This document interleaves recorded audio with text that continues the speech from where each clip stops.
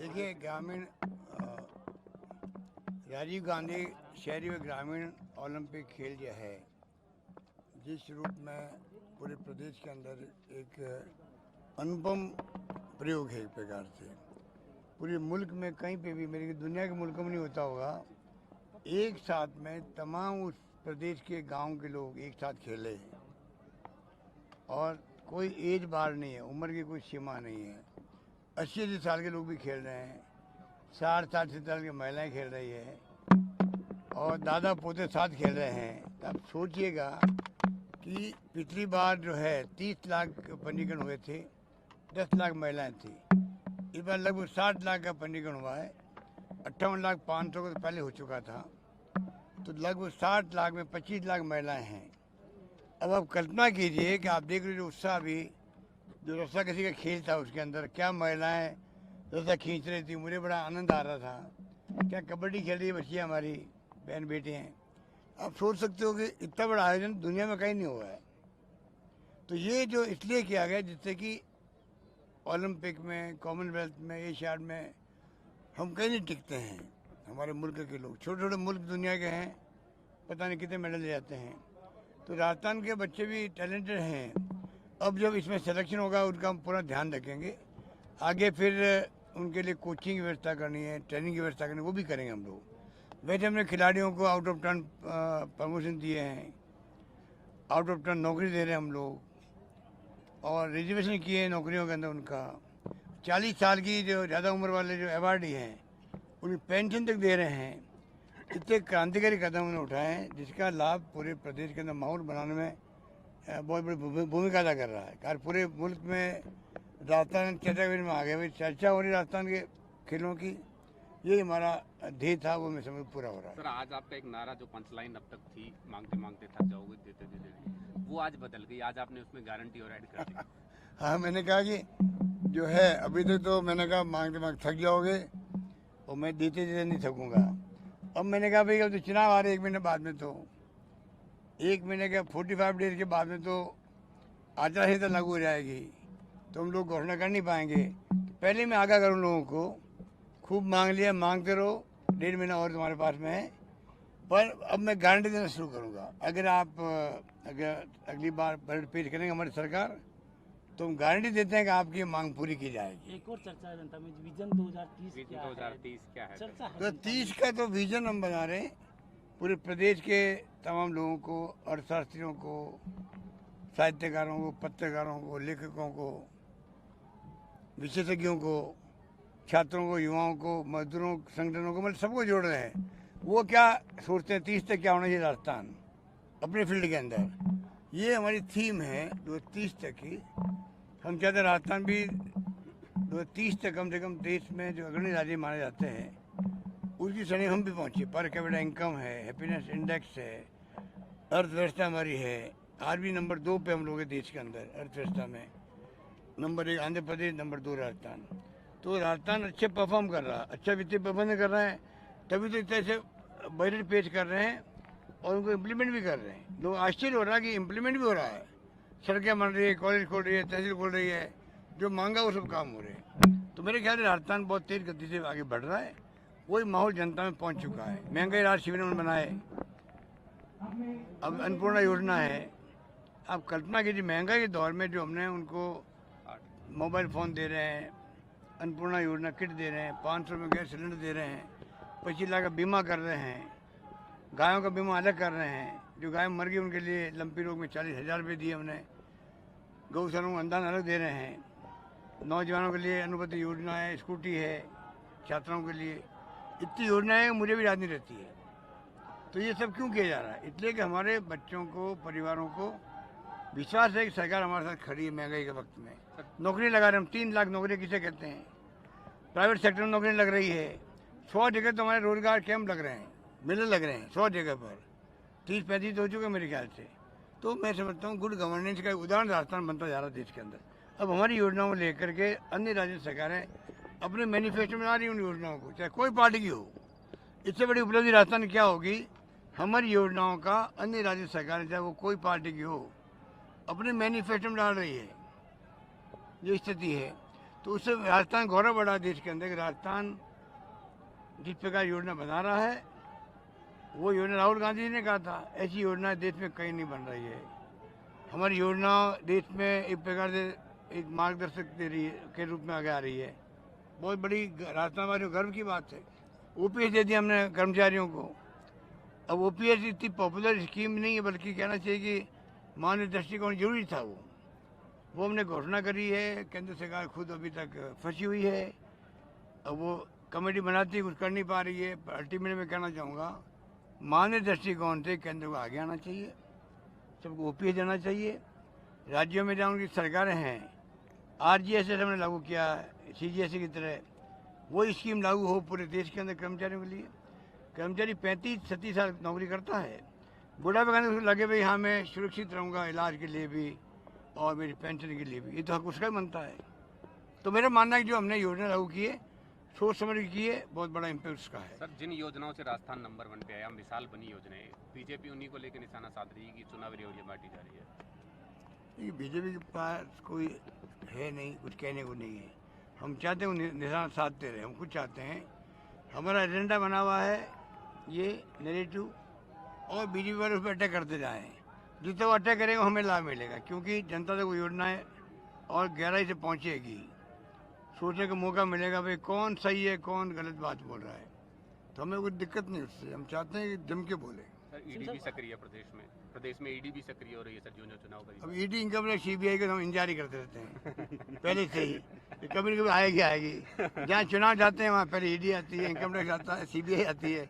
ये हमारी नई बात नहीं है, तो ये आएगी, हम वेलकम करते हैं। हम चाहते हैं कि जो वास्तव में बेईमान है, करप्शन किए हैं, ईडी हो, इनकम टैक्स हो, सीबीआई हो, हमारे एसीबी हो, हमारी एसीबी बख्श नहीं रही है। हिंदुस्तान में एकमात्र एंटी करप्शन ब्यूरो राजस्थान का, जिसका मैं मंत्री हूँ। जितने हमने रेड की है हिंदुस्तान में कहीं नहीं हुई थी रेड। हमारे 5-7 IAS ऑफिसर, IPS ऑफिसर फंस गए, कलेक्टर फंस गए, अरेस्ट हुए हैं, SP अरेस्ट हुए हैं। क्या नहीं हुआ राजस्थान के अंदर? अब उसको लेके कहते हैं राजस्थान बस करप्शन बहुत ज़्यादा है।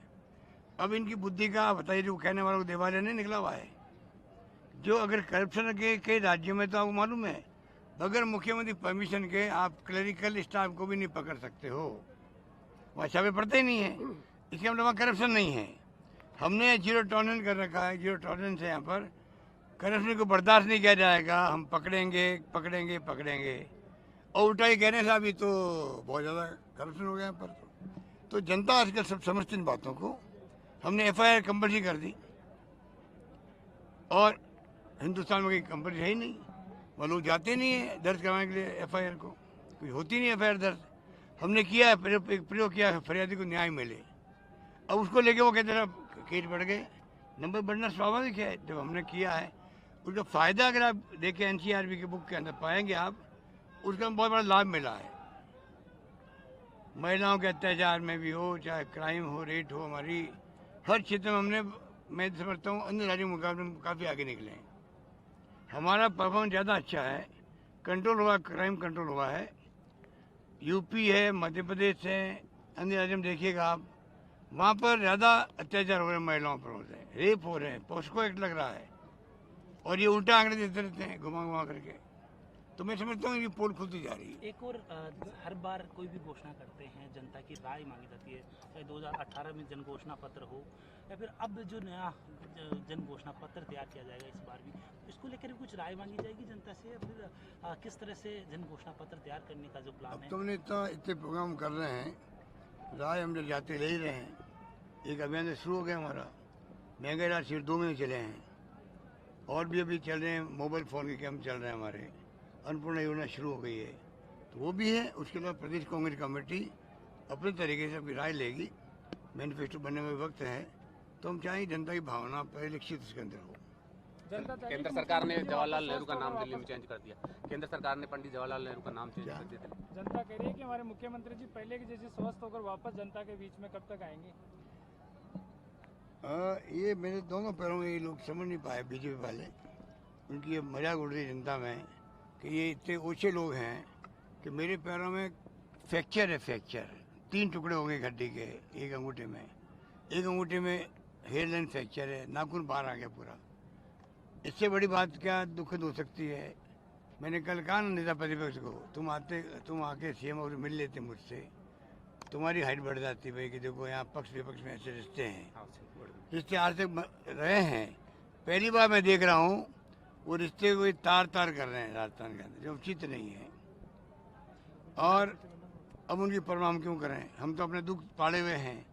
और 1.5 महीने तो हो गए इसको, डॉक्टर कहते हैं 1.5-2 महीना तो लगता है ठीक होने में, पर अभी महीना 1.5 महीना और लगेगा जब जाके ये हड्डी वहाँ पर मजबूत होगी। वरना कि थोड़ी बहुत भी टच भी हो गया इसके, वहाँ पर डिस्टर्ब हो गई मान लो, तो फिर 2 महीने गई। तो मुझे इलेक्शन लड़ना, अभी कैंपेन भी करना, इसलिए मैं बचाव करके चल रहा हूँ, अपना भी कर रहा हूँ। और राजेश पायलट जी को लेकर भाजपा की ओर से भी कई तरह के जो अभी हाल ही में राजेश पायलट जी हमारे साथ, हम दोनों साथ साथ आए थे पार्लियामेंट के अंदर 80 के अंदर। हम काफ़ी करीब से जानते, एक दूसरे को जानते थे। इसलिए इस प्रकार की बेहुदा बातें जो कर रहे हैं मालवीय, मिस्टर मालवीय जो उनका है, उनका धंधा यही है, झूठ बोलना, फेक न्यूज़ फैलाना। अब पूरे देश में वो बुद्धिजीवियों में एक्सपोर्ट हो गया है। और बीजेपी के लिए वो एसेट नहीं, लाइबिलिटी बन चुका है। अब बीजेपी को हटाया नहीं हटाया हमें मतलब नहीं है। आज बीजेपी के लिए लाइबिलिटी कोई है तो अमित मालवीय जी है, ये मैं कह सकता हूँ। क्योंकि जनता समझ गई तो फेक न्यूज़ चलाता रहता है बीजेपी के बिहाफ पर। तो ये स्थिति है। तो आप चिंता नहीं करें, राजस्थान में माहौल अच्छा बना हुआ है। सरकार, इस बार उम्मीद मैं करता हूँ जनता जो है, जनता का आशीर्वाद वापस मिलेगा रिपीट करने में सरकार को, मुझे लगता है।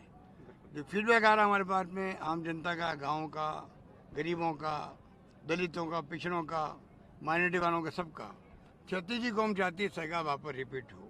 ये मेरा मानना, ये मेरा मतलब मैं अनुभव कर रहा हूँ या मैं महसूस कर रहा हूँ। बाकी जनता माई बाप है, हम कुछ नहीं कह सकते हैं। चुनाव परिणाम आए तो मालूम पड़ेगा। पर ये जो पैसा खर्च करना चाहते हैं बीजेपी वाले, धनबल के उपयोग, दुरुपयोग कर रहे हैं पदों का। मुख्य प्रधानमंत्री 6 बार आ चुके राजस्थान में, कुछ दूसरा काम है नहीं उनके पास में क्या। गुजरात चुनाव हो रहे तो आप 6 महीने जा रहे हो, अप एंड डाउन कर रहे हो। और प्रधानमंत्री इतना बिजी होता है पर्सनैलिटी, और भी काम होते हैं देश और दुनिया का राज करने के लिए। वो खाली चुनाव में घूमते रहते हैं। मणिपुर में आग लगी हुई है, 2.5-3 महीने से परवाह नहीं करी। और कर्नाटका, कभी हिमाचल, कभी राजस्थान, कभी गुजरात, उसमें घूमते रहते हैं। अरे मणिपुर तो हमारा राज्य है भाई, आप उसे कंपेयर करो राजस्थान को और छत्तीसगढ़ को। ये तो मैं समझता हूँ प्रधानमंत्री नरेंद्र मोदी जी से मैं उम्मीद कभी करता ही नहीं था। ये अपनी राजनीति चमकाने के लिए, प्रदेश की चुनाव जीतने के लिए इस स्तर पे जाएंगे वो कि मणिपुर में जो आग लगी हुई है, मणिपुर जल रहा है, उससे आप मतलब कंपेयर करो राजस्थान को, छत्तीसगढ़ के मुख्यमंत्री को आप सलाह दे रहे हो। ये तो बहुत दुखद बात है। मेरे मित्र होने का दावा भी करते हैं भाषणों के अंदर, और ये मित्रता ये नहीं बचे हैं कि अपने अपने मित्र के राज्यों को बदनाम करो आप। ये कहाँ की समझ आ रही है बताइए आप। ये जनता सब समझ देख रही है, और मैं समझता हूँ सबको सबक सिखाई जनता इस बार। क्या कितने बड़े नेता जाओ, कितने कैंपेन कर लो, कोई नहीं फर्क पड़ेगा। सर एनडीए सरकार जितने भी प्रधानमंत्री हैं पूर्व उनका नाम चेंज करते जा रही है। आज मैंने ट्वीट किया उसके लिए भी। ये कहाँ ले आ रहे देश को भाई।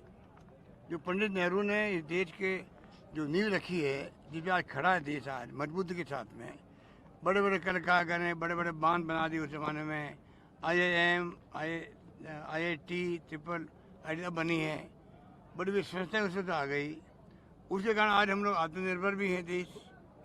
दुनिया भर में हम लोकतंत्र का गर्व करते हैं। 70 साल तक हमारा मजबूत रहा लोकतंत्र देश के अंदर। क्या नहीं हुआ देश के अंदर, सुई नहीं बनती थी, आज क्या नहीं बनता है। और उसके लिए अगर मान लो पंडित नेहरू 16 साल से बंगला में रहे हो, बंगले में, उनके नाम का वो संग्रहालय बन गया, अब उसका आप नाम हटा करके आप क्या बहादुरी करिए। बहादुरी का काम है क्या? ये कोई बहादुरी नहीं है, ये इनकी सोच दर्शाती है। इनकी सोच बड़ी खतरनाक है, ये सोच चिंताजनक है देशवासियों के लिए, और होनी चाहिए चिंताजनक। इनकी सोच लोकतंत्र को खत्म करने वाली है।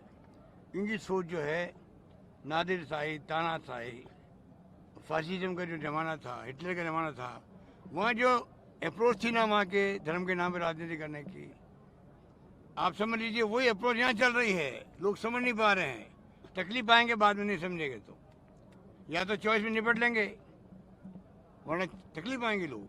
मैं आपको आगाह करना चाहता हूँ, ये कोई मैं राजनीतिक बात नहीं कर रहा हूँ। चुनाव में हार जीत होती रहती है, सरकार आती जाती रहती है। हमने देखा है 5-7 मुख्यमंत्री प्रधानमंत्री बदल गए, हर राज्य में मुख्यमंत्री बदलते रहते हैं। कांग्रेस ने क्योंकि लोकतंत्र मजबूत किया इसलिए ये कायम रहा है। प्रधानमंत्री मोदी जी बने हैं, इसलिए बने हैं क्योंकि प्रधानमंत्री मोदी जी को मैं कहना चाहूँगा, मोदी जी आप प्रधानमंत्री इसलिए बन पाए हो कि 70 साल तक कांग्रेस ने इस लोकतंत्र कायम रखा है। अगर काम नहीं रखते तो फिर आप कैसे प्रधानमंत्री बनते बता दीजिए। और उस कांग्रेस लिए कह रहे हैं कांग्रेस मुक्त भारत बनाएंगे। तो मैं समझता हूँ इस समय मतलब पूरी तरह एक्सपोर्ट हो चुके लोग।